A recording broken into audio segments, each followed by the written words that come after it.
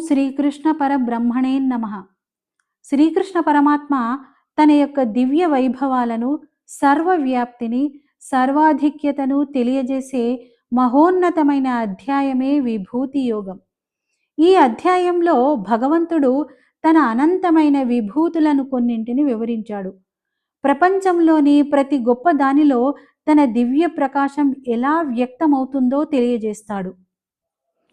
విభూతి అంటే ఏంటి? విభూతి అంటే భగవంతుని యొక్క వైభవం. ఐశ్వర్యవంతమైనది, కాంతిమయమైనది, శక్తివంతమైనది, ఈ సృష్టిలో కనిపించే గొప్పతనము, శ్రేష్టత, తేజస్సు, శక్తి, సౌందర్యం, జ్ఞానం ఇవన్నీ భగవంతునిలోని దివ్య విభూతులే. అంటే ప్రపంచంలో ఏదైనా ఉన్నతమైన దాన్ని చూసినప్పుడు పరమాత్మ వైభవంగానే భావించి దైవాన్ని స్మరించాలని ఈ అధ్యాయం మనకు తెలియజేస్తుంది. భగవంతుని యొక్క కొన్ని ముఖ్యమైనటువంటి దివ్య విభూతులను సంక్షిప్తంగా గమనిద్దాం. సూర్యుడిలోని తేజస్సు, చంద్రుడిలోని చల్లని కాంతి, వాయువులోని బలాన్ని నేనే అంటున్నాడు వాసుదేవుడు. లెక్కించే వారిలో కాలమంటాడు. క్రూరమైన మృగాలకు రాజైన సింహాన్ని నేనే అంటున్నాడు. పక్షులలో గరుక్మంతుణ్ణి నేనే, శస్త్రదారులలో రాముణ్ణి నేనే, ప్రవహించే నదులలో పవిత్రమైనటువంటి గంగా నదిని నేనే అంటున్నాడు భగవంతుడు. జీవుల ఉత్పత్తికి కారణం నేనే, మృత్యువును కూడా నేనే అంటున్నాడు పరమాత్మ.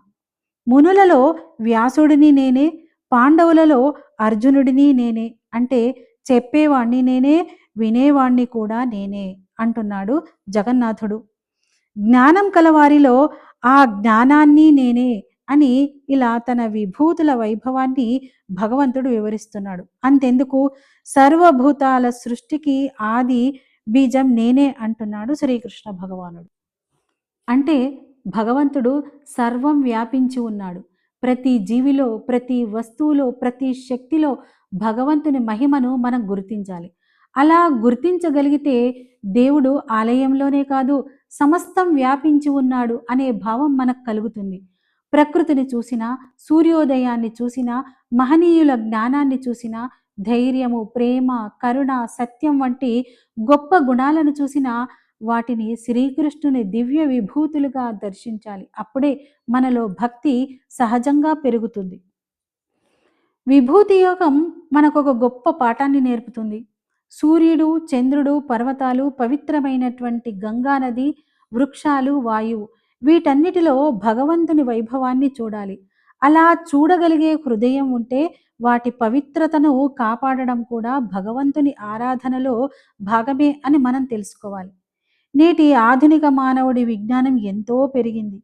ఎంతగా పెరిగిందంటే ఇంటర్నెట్ వ్యవస్థలో అపారమైనటువంటి జ్ఞానం ఉంది.